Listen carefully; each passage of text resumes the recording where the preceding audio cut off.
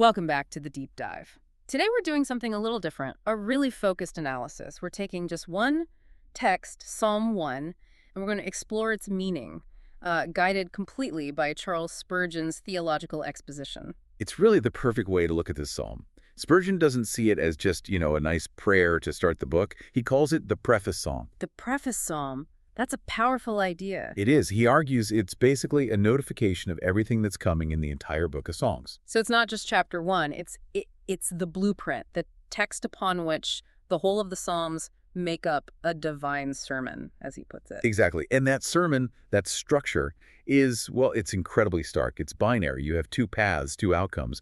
The whole point is to teach the way to blessedness in the first few verses, and then to warn us of the sure destruction of sinners in the second half. It's the ultimate choice laid out right at the start. Right. And that journey, the good one, begins with the very first word, blessed. And Spurgeon makes a big deal about that word, doesn't he? He points out that in the original Hebrew, it's actually plural. Yes, ashri, which is more like, oh, the blessedness is Mm-hmm. plural. And that little detail is so important for understanding the promise here. Because it's not just one single good thing. Not at all. Yeah. It's this joyful exclamation that signifies, the multiplicity, the perfection of the blessings. It suggests this overflowing, complete provision, spiritual, physical, everything. A whole state of being completely favored, not just a fleeting moment of happiness. Okay, so let's unpack how you get into that state. What's so striking is that this blessed man is first defined not by what he does, but by what he stays away from. And this is critical because Spurgeon sees a powerful, almost gravitational pull in temptation. He highlights this dramatic gradation in verse 1, showing how people go from bad to worse. It's a progression. A clear progression. And it starts with something that sounds almost harmless. The first step is just walking in the counsel of the ungodly. Right. Walking, this is the quiet start. The evil is more practical than it is habitual. You're just following the casual advice. The cunning and wicked devices of carnal men who, just forget God when they make plans. You're just moving along with the crowd. But if you keep walking with that crowd, you eventually stop. The next stage is standing in the way of sinners. Why is standing so much worse? Because it signifies a habit, a hardening. You're not just passing through anymore, not just listening to advice on the go. You've stopped. You've settled in. You're now herding with open sinners who willfully violate God's commandments. The casual contact has become a deliberate association. You've accepted their way. Precisely.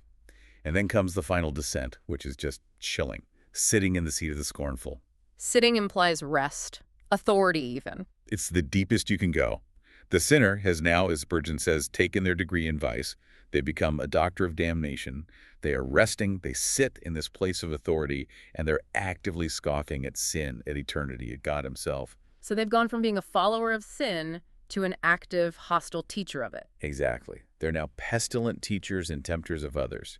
They've made that rejection their identity, and now they promote it. The warning in the text is that this seat is very near to the gate of hell. Wow. So the blessed man, he keeps himself pure from these lepers. He flees that path. He has to. He separates himself. Okay, so that establishes the boundary. Now let's flip to the positive side, the internal life of this blessed man. The text says his delight is in the law of the Lord. His delight. That's such a strong word. It's foundational, and we have to get the theology right here. He's not under the law, like a curse or a burden. He is in it. It's his chosen rule of life, and he loves it. And this delight it's powerful. The source says it victoriously bursts its way through poverty, evil report, the cross, death, and hell. That's the thing. It implies this incredible spiritual strength that just transcends everything else. The delight is stronger than any trial.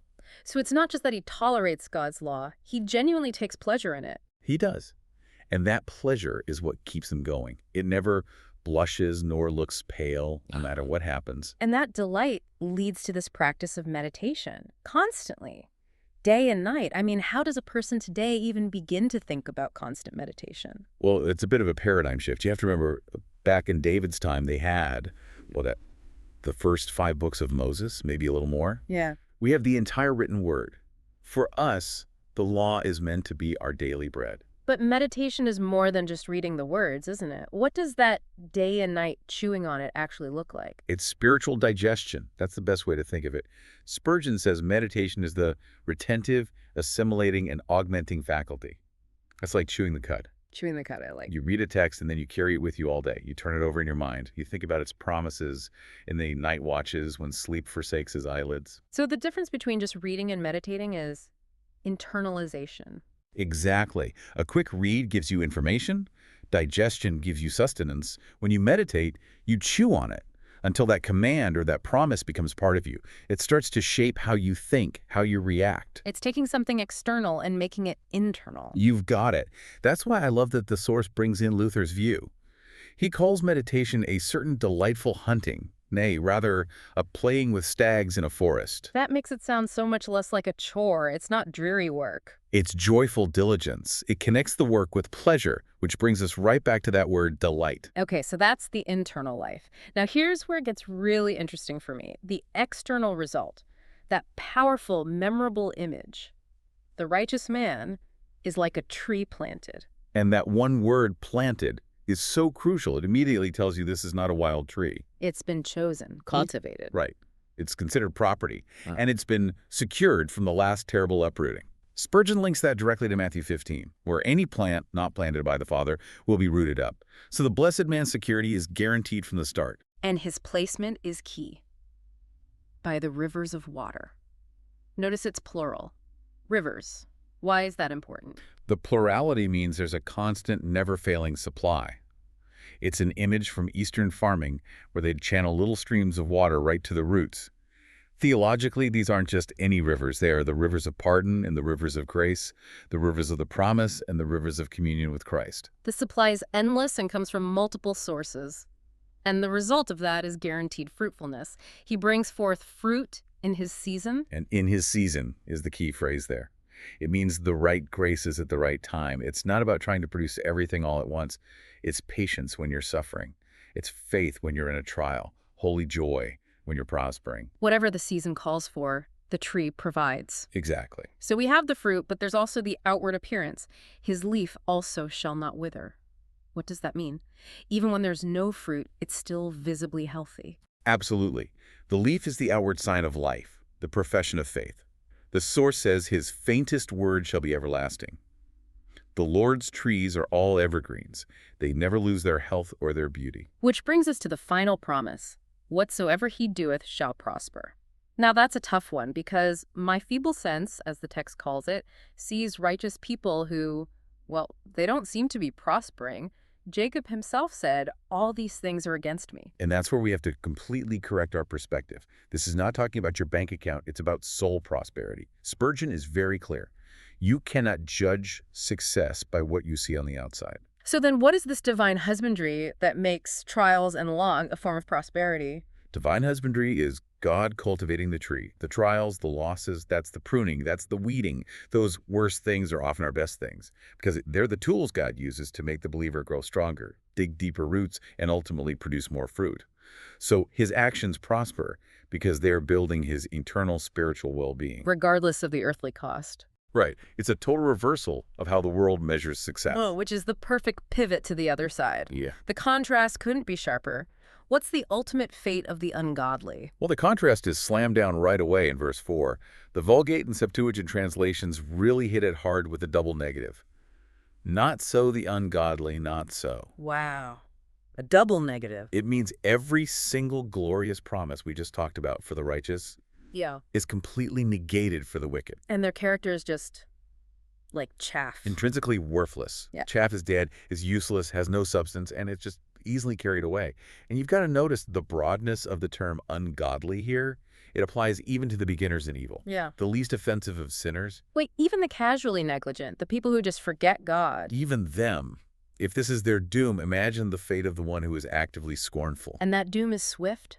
The wind driveth them away. That wind is the terrible blast of death, sometimes called a whirlwind, that just sweeps them away. And in that final moment, they shall not stand in the judgment. They won't be able to stand their ground. No defense. None. They will blush and be covered with eternal contempt. And beyond that, they also shall not stand in the congregation of the righteous. Meaning they can't get into heaven. No. On earth, all congregations are mixed.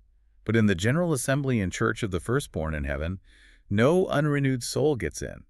I mean, heaven would be an intolerable hell for an unrepentant person anyway. They don't have that delight in the law. They'd be miserable. And the final line of the contrast. But the way of the ungodly shall perish. It's total erasure. Not just that they perish, but their way perishes. The righteous carves his name on rock. The wicked writes his in the sand. All their pride, their pleasure, their plans, it all comes to an end. Their name will rot, become a stench. There's no legacy. So what does this all mean then? This preface psalm basically forces a choice on us from the very first page. You have the path of separation and meditation leading to this cultivated, fruitful, evergreen life. Or the path of carelessness that slide from walking to sitting that ends in worthlessness and being forgotten. But what's fascinating here is the final tender sentence that's just for the blessed. The Lord knoweth the way of the righteous. That's a comfort, isn't it? It's a huge comfort because to the world, the righteous person's way often looks hard, maybe even like failure. The text says, even when it's in mist and darkness, the Lord knows it. He's watching it. He preserves it. So it's for those moments when your feeble sense is screaming that you're losing. Exactly. This is the wisdom of the cross. It's a path you walk by faith, not by sight, trusting that God knows what he's doing. And that's the great contrast, really. God is actively knowing and tending this difficult path of the righteous, while the seemingly easy way of the ungodly, the one that often looks so prosperous on the outside, is going to utterly perish. So the question for all of us is, which kind of prosperity do you truly seek?